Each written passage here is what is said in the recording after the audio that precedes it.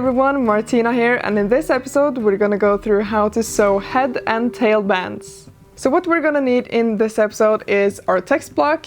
We need some cord for the headbands, so I'm gonna use this 4mm thick leather cord. For the actual sewing, I'm gonna use embroidery thread in 2 different colors, one light color and one dark one. And I also need 2 needles that are suitable for embroidery thread.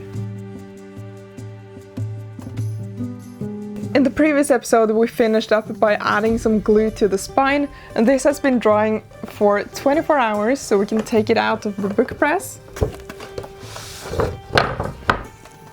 If we hadn't flattened the pages, this text block would probably be open double the size. I just want to point out that if you want to add a ribbon bookmark to your book, you should do it now before sewing the head and tail bands. It's actually quite easy to do. You just cut the ribbon you want. If you fold it in half and cut it at an angle, you get this really nice end. Seal off the end with a little flame and just glue it to the spine. That should be completely dry before continuing on to the headbands. And also make sure not to sew through your bookmark when sewing the head and tail bands. First of all, we need to cut the length of our cord, and I'll cut it a bit longer than what I actually need. So we'll cut it about there. Then I'm gonna grab my 2 colors of embroidery thread, and I'm gonna measure up about, not fully an arm's length, but a bit shorter than that should suffice. I'm gonna knot the 2 of these together, the 2 different colors, in just a very simple knot. And at the other ends, I'm gonna attach my needles.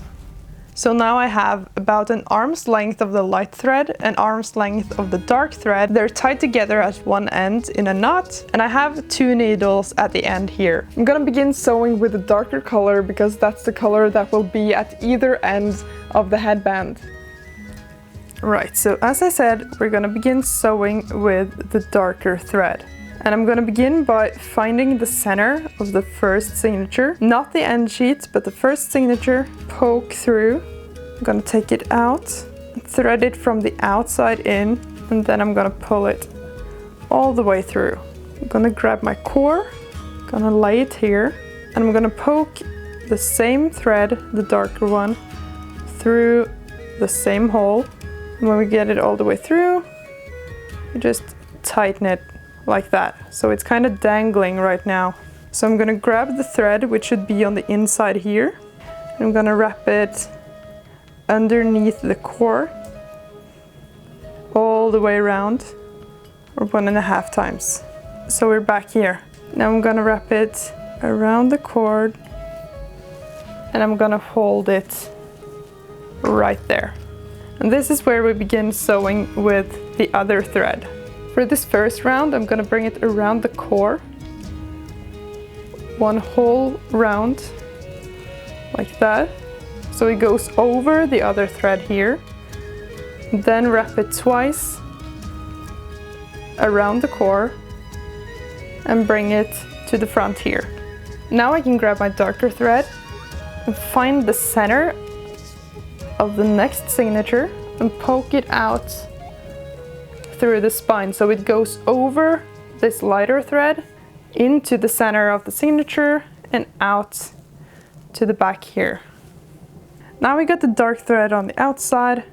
We're just gonna wrap it up here around the core once, like that. I'm gonna bring the light thread to the other side, and I'm gonna wrap the dark one over here. Now I can grab the light thread over the dark one, not through the signature, but just over it, and wrap it once around the core. Bring the dark thread over to the other side and hold the light one right here. Now again, I'll grab my dark thread, go through the center of another signature, poke it through over the light thread and fasten it in place. And again, I'll go up and around the core hold the dark thread here, and I can come with the light thread over the dark one.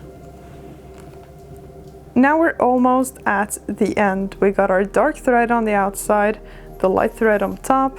I'm gonna wrap the dark thread one last time around the cord, like that. And then I'm gonna thread it through the signature here, tighten it. Now I'm gonna take the light thread and bring it through the same hole. So we got both our threads out the same hole here. So now I'm just gonna cut these about here and make a simple double knot. Finally, to finish this off, I'm gonna cut off the end here as close to the thread as possible without cutting it off, and seal it with some glue.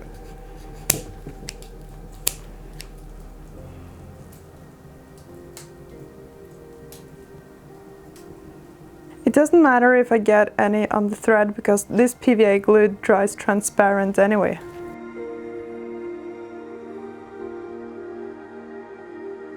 So there you have it. It's actually not as complicated as it looks, and once you get the hang of it, it's gonna go pretty fast. Just as a final note, you can really use whatever material you want as the core of your headbands. You can, for example, use jute cord or some other type of cord or rope, and some people even prefer to use rectangular shaped cores. It's really up to you and your preferences.